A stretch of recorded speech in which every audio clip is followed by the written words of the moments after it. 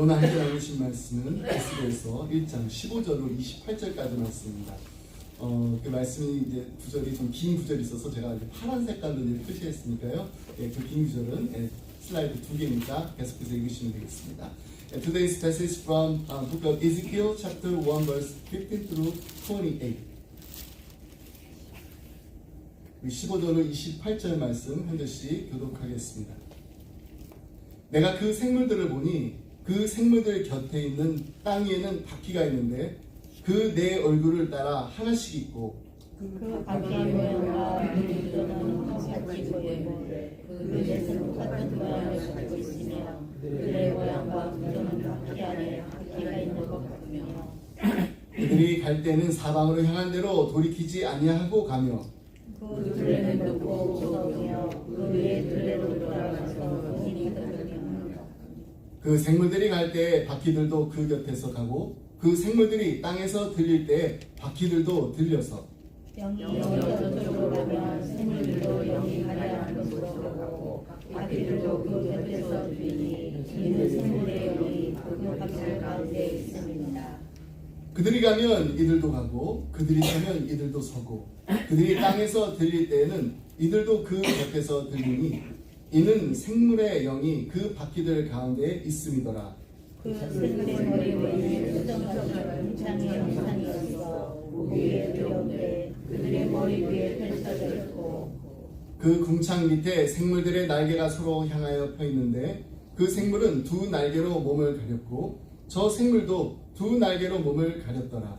생물들이 날개가 그 날개 소리를 들으니 많은 물소리와도 같으며 천둥자의 산소와도 같으며 떠드는 소리 곧 우주의 소리가 똑같으니 그 생물이 설 때 그 날개를 내려라.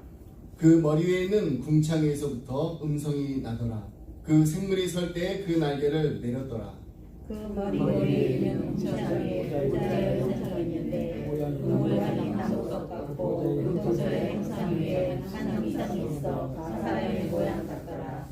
내가 보니 그 허리 위의 모양은 단새 같아서 그 속과 주위가 불 같고 내가 보니 그 허리 아래의 모양도 불 같아서 사방으로 광채가 나며 그 사방 광채의 모양은 비오는 날 힘이 움직이거든 이는 여호와의 영광이 항상의 모양이라. 내가 보고 엎드려 말씀하신 이의 음성을 들으리라. 아멘. 네, 벌써 7월달입니다. 7월 맞아서 우리가 이제 2주 동안 에스겔서 말씀을 묵상하게 됩니다. 에스겔서 처음 읽는 성도님들이나 또 신앙생활을 정말 오래 하신 분들도 누구나 할 것 없이 에스겔서 정말 참 읽기 힘든 책이다라고 하실 겁니다. 지금 이제 에스겔서 이제 들어가신 분들은 느끼실 거예요. 그도 그럴 것이 1장부터 나오는 이 얼굴이 사람, 사자, 소, 독수리 모양을 하고 있는데 이 네 생물에 대한 이 구절이나 또 그 네 생물 곁에 있는 눈이 가득한 이 바퀴에 대한 그런 구절을 읽게 되면은 도대체 이게 무슨 말인지 그리고 이게 무엇을 뜻하는지 도무지 이해가 가지 않습니다. 그래서 오늘은 이제 에스겔서 이제 1장부터 48장까지의 큰 주제, 메시지가 이제 무엇인지를 함께 살펴보도록 하겠습니다. 예전에 이제 파더스데이 때 제가 몇 번 이렇게 나눴던 이야기인데요. 아메리칸 인디언들이 이 아들을 13살 이제 성년이 되면은 아주 이 독특한 이 성인식을 거행한다고 합니다. 먼저 이 아들이 이제 13번째 생일이 이제 가까워질 무렵이 되면은 이 아버지가 아들에게 사냥하는 법도 가르쳐주고 또 정찰하는 법, 칼 쓰는 법, 또 낚시하는 법 등을 이렇게 가르칩니다. 그리고 이제 아들이 13살이 되면은 아버지는 이제 지금까지 한 번도 이 가족이나 이 부족을 떠난 일이 없었던 이 자기 아들의 그 눈을 눈가리개로 이렇게 가리고서 집이 멀리 떨어진 이 숲속으로 데려갑니다. 그리고 이 숲속에 아들을 이제 혼자 두고 와요. 아들은 이제 아버지와 이제 약속한 대로 이제 아버지가 이제 떠날 때까지 이제 기다려요. 기다렸다가 조용히 눈을 가려서 눈가리개를 풉니다. 이제 아들은요 아주 울창하게 우거진 이 어두운 이 숲속에 자기 혼자 이렇게 남아있다라는 것, 그런 모습을 이제 발견하게 됩니다. 그래서 이제부터 이 소년이 공포의 밤을 이 숲속에서 홀로 지새야 됩니다. 나뭇가지가 스산하게 이렇게 차삭차삭 거릴 때마다 느닷없이 자기에게 달려올 이 동물들을 생각하면은 생각만 해도 온몸이 이렇게 오싹합니다. 근데 정말로 그냥 느껴지는 게 아니라 동물들의 울부짖는 그런 소리까지 들려요. 그럴 때마다 언제 어디서 금방이라도 막 이렇게 달려 나올 것 같은 이 늑대 소리에 한순간도 긴장을 늦출 수가 없습니다. 어른이 되기 위해서 이제 혼자 남겨진 이 밤이 이 소년에게는 너무나도 무섭고 긴 밤이었을 것입니다. 그렇게 뜬 눈으로 이 밤을 꼬박 세우다 보니까 이제 어느새 새벽이 밝아오기 시작합니다. 캄캄한 어둠 속에서는 볼 수 없었던 꽃들도 보이고 또 나무도 보이고 또 길도 보이기 시작합니다. 그렇게 주위를 이렇게 둘러보던 소년이 갑자기 얼굴에 정말 환한 미소를 띄워요. 불과 몇 피트 이게 떨어진 아주 가까운 곳에서 활과 화살을 들고 자기 쪽을 향해서 이렇게 겨냥하고 있는 한 남자를 발견했기 때문입니다. 그런데 어떻게 이렇게 환한 웃음을 지을 수 있을까요? 그 이유는 바로 그 사람이 자기 아버지였기 때문입니다.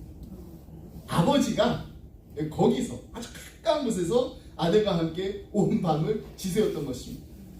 소년이 밤새 나 혼자서 이 숲속에 혼자 이렇게 남아있다고 생각하니까 얼마나 불안했겠어요.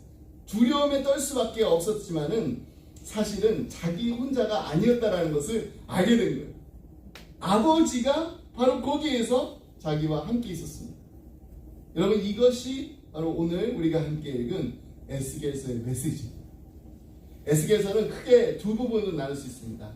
우리가 이제 이번 주에 읽을 첫 번째 부분이 에스겔서 1장부터 32장까지인데, 그리고 둘째 그 부분이 33장부터 48장까지입니다. 첫 번째 부분의 그 메시지는요, 여호와는 거기에 계시지 않는다. 근데 지금 정말 계시지 않는 게 아니라 지금 이스라엘 백성들이 그렇게 느끼고 있다는 겁니다. 에스겔서의 앞부분을 보게 되면 하나님의 심판을 경험한 이스라엘이 완전히 몰락하게 되는 그 과정을 보여주고 있습니다. 근데 거기서 끝나지가 않아요. 그 뒷부분의 메시지는 여호와가 거기 계시지 않는다고 느꼈는데 보니까 정말 여호와가 거기에 계셨다는 거예요. 이스라엘이 다시 회복된다라는 이 예언을 담고 있습니다. 이스라엘이 어떻게 다시 일어나는가 하는 이 모습들을 보여줍니다.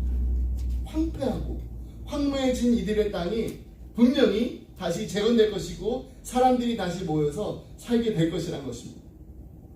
회개하면은 회복이 이루어질 것인데 이 회복의 절정으로서 예루살렘의 성이 재건되었을 때 하나님께서 그 도시에 새로운 이름을 허락하십니다. 그 도시의 이름이 바로 우리가 너무나도 잘 아는 여호와 산마입니다. 산마, 거기에 영어로 there, 거기에 계시는 여호와 산마, 거기에 계신 여호와 하나님이라는 뜻입니다. 에스겔서 맨 마지막 장인 이 48장의 마지막 절 35절 말씀입니다. 그 사면의 도합이 18,000척이라. 그날부로는 그 성읍의 이름을 여호와 산마라 하리라. 에스겔은 이스라엘의 역사 가운데 가장 절망 중이었던 그 시간에 하나님의 환상을 보게 됩니다. 그리고 그는 그 절망의 밤에서 그들과 함께 하시는 과거에도 함께 하셨고 현재도 함께 하시며 또 미래에도 함께 하실 그 하나님을 만나게 됩니다. 언제요? 절망의 밤. 여러분, 에스겔서를 읽어보면은 이스라엘의 그 역사에서뿐만 아니라 아무런 소망 없이 절망에 빠질 수밖에 없었던 한 젊은이의 그 안타까운 인생 스토리가 담겨져 있어요. 바로 에스겔. 그는 25살의 그 젊은 나이에 바벨론의 포로로 잡혀오게 됐습니다. 이제 30이 됐어요. 이제 30이 되면은 가문의 대를 이어가지고 제사장의 그 임무를 수행해야 할 아주 패기와 열정이 넘쳐나는 젊은 나이였는데 지금 그가 할 수 있는 일이 아무것도 없습니다. 지금 포로예요, 포로, 바벨론. 이처럼 앞나라 현실 앞에서 그는 좌절할 수밖에 없었습니다. 그런데 바로 그때 에스겔에 찾아온 분이 있습니다. 바로 하나님께서 그를 찾아오신 것입니다. 거기에 계시는 여호와 산마 하나님이 말입니다. 그래서 우리는 에스겔서 말씀 함께 묵상하면서 우리도 에스겔이 만난 하나님을 만나야 됩니다. 아멘. 그럼 우리도 에스겔처럼 하나님을 만나게 되면은요, 인생의 칠흑 같은 어두운 절망 속에 있을 때에도 분명히 소망을 찾을 수 있을 줄 아멘. 믿습니다. 아들과 함께 온 밤을 지새웠던 그 인디안 소년의 그 아버지처럼 오늘도 우리의 삶 속에서 함께 하시는 그 하나님께서 지금 이 시간에도 우리와 함께 하십니다. 아멘. 자, 그렇다면 우리 에스겔이 만난 하나님은 과연 어떤 하나님이셨는가 우리 함께 살펴보겠습니다. 첫 번째, 그가 만난 하나님은 우리 인생의 절망의 밤을 지키시는 하나님이십니다. 오늘 우리 함께 읽은 15절로 25절까지의 그 말씀을 보면 여러 가지 그 묘사가 등장하게 됩니다. 에스겔이 본 그 수레바퀴 그 비전에 나온 그 바퀴에는요, 여러 가지 특성이 있습니다. 먼저 이 바퀴를 보면은 구름 위에 이렇게 해서 구름 위에서 이렇게 내려오는데 이제 땅에 연결되어 있습니다. 지금 땅에서 이렇게 굴러가고 있는 바퀴입니다. 그러니까 하늘에서부터 내려와서 땅으로 연결되어서 굴러가고 있는 이 바퀴의 모습. 지금 이 시간에도 하나님께서는 우리 인간의 역사 가운데서 그리고 우리의 삶 가운데서 일하고 역사하고 계심을 분명히 말해주고 있습니다. 아멘. 저 높은 그냥 먼 거 하늘나라에 그냥 앉아 계시면서 그냥 가만히 우리를 지켜만 보고 계시는 하나님이 아니시란 겁니다. 그 다음에 하나님께서는 그 많은 사물들 가운데 이 바퀴를 택하셔가지고 에스겔에게 환상으로 보여주신 것일까요? 우리가 한번 에스겔의 입장이 되었다고 이제 가정해 보면은 이렇게 생각할 수가 있습니다. 에스겔이 포로로 잡혀온 지가 벌써 5년이 되었어요. 처음에 바벨론에 도착해 보니까 이게 정말로 상상을 초월할 정도로 광활한 영토와 웅장한 건물들, 바벨론의 또 막강한 그 군사력을 직접 에스겔이 눈으로 보게 됐습니다. 충격을 받지 않을 수가 없어요. It was truly shocking. 어릴 적부터 내가 믿는 하나님이야말로 온 우주의 중심이며 만물의 창조주가 임재하는 곳이 바로 우리 예루살렘, 우리 유다라고 이렇게 잡아오고 있었는데 막상 바벨론에 붙잡혀 와가지고 비교해 보니까 자신이 그렇게 잡아했던 예루살렘 유다 너무나도 초라하기 그지없습니다. 내가 그동안 세상 넓은 줄 모르고 우물한 개구리처럼 살았나 보다. 여호와 하나님과 그의 천사들이 바벨론의 그 수호신들한테는 상대가 되지 않는 거 아닌가? 이런 의구심, 회의감에 사로잡혀 있는 이 젊은 청년 에스겔을 향한 하나님의 답변이 바로 이 바퀴의 비전입니다.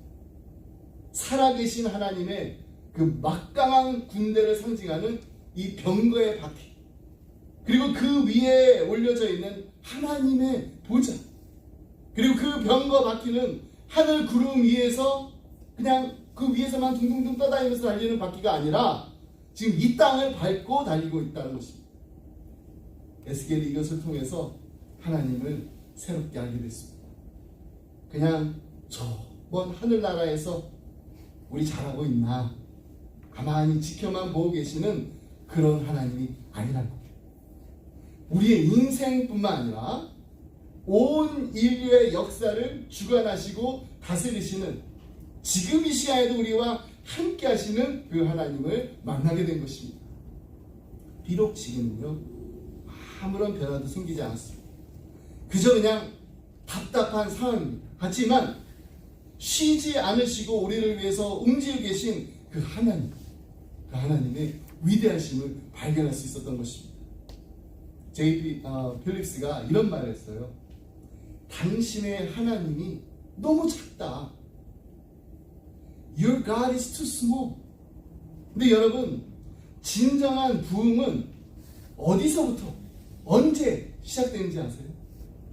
우리가 너무나도 작다라고 My God is too small 이렇게 생각하는 그 하나님이 위대하신 하나님이라는 그 사실을 깨닫고 자각할 때 진정한 부흥이 일어나게 되는 것입니다.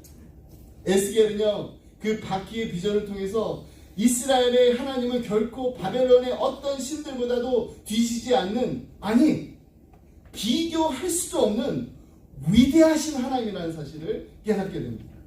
My God is not small. My God is great. 17절 말씀 보면은요, 밖에 한 가지 특성이 나타납니다. 그들이 갈 때에는 사방으로 향한 대로 돌이키지 아니하고 가며, 다시 말해서 이 바퀴는요, 마음대로 갈 수가 있어요. 좌우, 사방으로, 어디로나 자유자재로 굴러갈 수 있는 바퀴입니다. 제한이 없습니다. 제한받지 않아요. 어디든지 갈 수 있는 바퀴입니다. 이것은 바로 하나님의 무소부재성에 관한 아름다운 증언입니다. 이 바퀴가요, 동서남북으로 자유로이 운행하면서 마음대로 굴러갈 수가 있습니다. 근데 그뿐만이 아니에요. 18절 말씀을 보면은요, 바퀴에 또 다른 하나의 특성이 있는데, 그 둘레는 높고 무서우며 그 네 둘레로 돌아가면서 눈이 가득하다고 했어요. 그러니까 눈이 이렇게 보면은 하나 두 개가 아니에요. 눈으로 그냥 가득 차 있는 바퀴. 한번 생각해 보세요. 눈으로 가득 차 있습니다. 계속해서 돌아가는 이 바퀴에는요, 눈들로 가득 차 있어요. 하나님은 우주 안에 충만하셔서 무소부재하신 분일 뿐만 아니라 지구상에서 일어나고 있는 모든 사건들을 하나도 빠짐없이 다 감찰하고 계시는 하나님이시라는 것입니다. 아멘. 하나님의 눈은 어디에나 계십니다. 아멘. 절망의 밤을 지키시는 하나님께서 안 계신 곳이 보지 않고 있는 일들이 하나도 없다는. 아멘. 에스겔은 지금 역사를 꿰뚫어 보고 계시는 스몰 갓이 아니라 그레이트 갓, 위대하신 하나님을 이 바퀴의 비전을 통해서 다시금 깨닫게 됩니다. 그리고 그의 마음에 새롭게 새겨두게 된 것입니다. 여러분, 지금 우리의 마음에 새겨둔 하나님의 모습은 어떤 모습입니까? 우리의 마음. 위대하신 하나님이십니까? 아니면 너무나도 그냥 왜소한 하나님이십니까? Is your God a great God? Or is your God too small to do anything?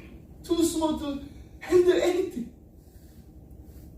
우리 인생의 절망의 방을 지키시는 하나님은요, 위대하신 하나님이십니다.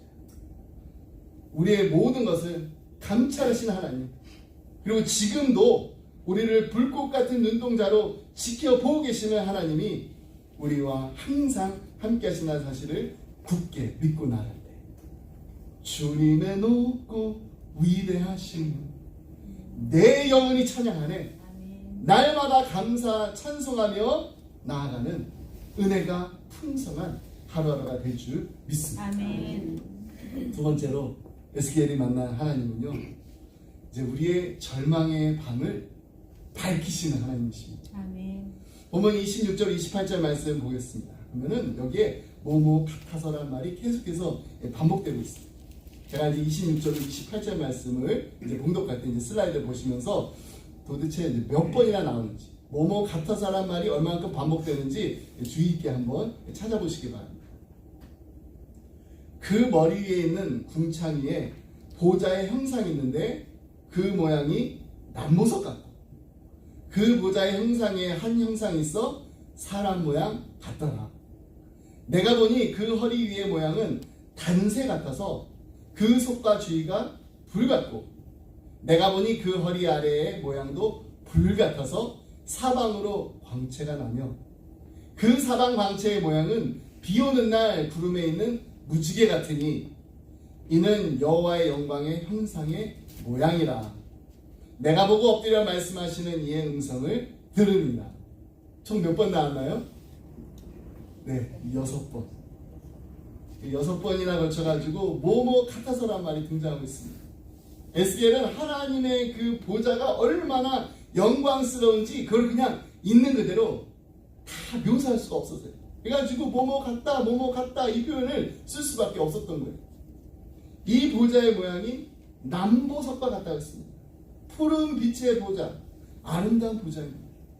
근데 그 보좌 위에 누가 앉아 계시나요? 사람의 모양 같은 분이 앉아 있었다고 말합니다.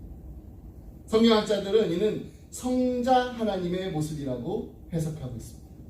그리고 그 성자 하나님이 보좌 위에 앉아 계신데 그 영광이 무지개와 같다라고 말합니다. 에스겔은요, 이 내 보좌의 그 비전을 통해서 칠흑같이 캄캄한 이 절망의 밤을 환하게 밝히시는 그 하나님의 찬란한 영광을 볼 수 있었습니다. 오라님 웨스비가요, 이 하나님의 영광을 이렇게 정의했어요. 노아 saw the rainbow after the storm. 노아가 폭풍이 지난 후에 무지개를 보았어요. The Apostle John saw it before the storm. 사도 요한은 폭풍이 오기 전에 무지개를 보았습니다.